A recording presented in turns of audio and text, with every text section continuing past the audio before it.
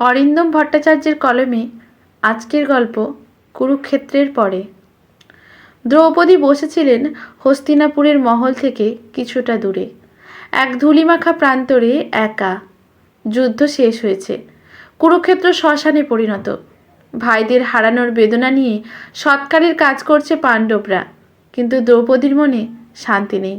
তার জীবনের সবচেয়ে বড় অপমানের প্রতিশোধ নেওয়া হয়ে গেছে, কিন্তু তবুও এক শূন্যতা তাকে গ্রাস করেছে।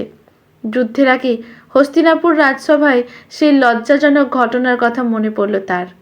তার অপমানের দৃশ্য পাঞ্চালীর মনে যেন দগদগে ক্ষতের মতো জ্বলতে থাকে।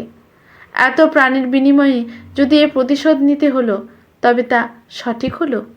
দ্রৌপদী নিজেও হঠাৎ মনেই ভাবলেন। হঠাৎ একটি পায়ের শব্দ শুনে তিনি ফিরে তাকালেন। সুভদ্রা, সখা কৃষ্ণের বোন, অর্জুনের স্ত্রী, মহাবীর অভিমন্যুর মা। তার চোখেও বিষণ্ণতা, পুত্র হারানোর শোক, সেও মূর্যমান। দিদি সুভদ্রা বললেন, তুমি কি সত্যিই শান্তি পেয়েছ? দ্রৌপদী কিছুক্ষণ চুপ থেকে বললেন, শান্তি? সে কি আর পাওয়া যায় সুভদ্রা?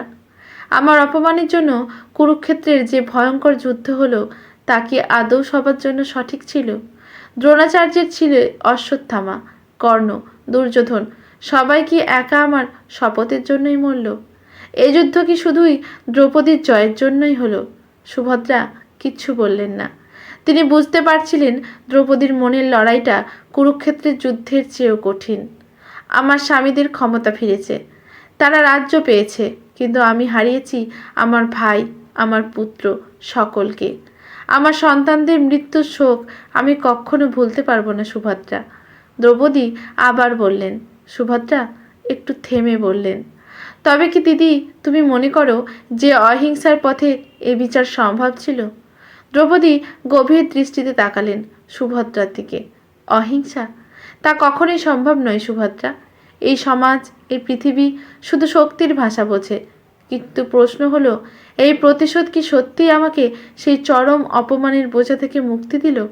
সুভদ্রা ধীরে ধীরে দ্রৌপদীর পাশে বসে তার হাত দুটো ধরে বললেন, মুক্তি না দিক, শক্তি তো দিয়েছে। তোমার অপমানের প্রতিশোধটা শুধু দ্রৌপদীর ছিল না দিদি, তা সমগ্র নারী জাতির প্রতি অন্যায়ের জবাব। দ্রৌপদী একটু ম্লান হাসি হাসলেন। তাহলে কি যুদ্ধই সব সমস্যার সমাধান সুভদ্রা? আর যদি তাই হয়, তাহলে পৃথিবীতে শান্তি কি কখনোই আসবে না? সুভদ্রা মাথা নিচু করে বললেন, হয়তো না, কিন্তু একদিন এই যুদ্ধগুলোই আমাদের পরবর্তী প্রজন্মের জন্য পথ তৈরি করবে। তখন হয়তো দ্রৌপদীর মতো কোনো নারীকে আর এই লড়াই করতে হবে না। দ্রৌপদী চুপ হয়ে গেলেন। যুদ্ধ শেষ হয়েছে, কিন্তু তার মনের প্রশ্নের উত্তর কখনোই সম্পূর্ণ হবে না। যুদ্ধ হয়তো তার ন্যায়ের পথ, কিন্তু সেই পথের শেষের শূন্যতাই তাকে গ্রাস করেছে।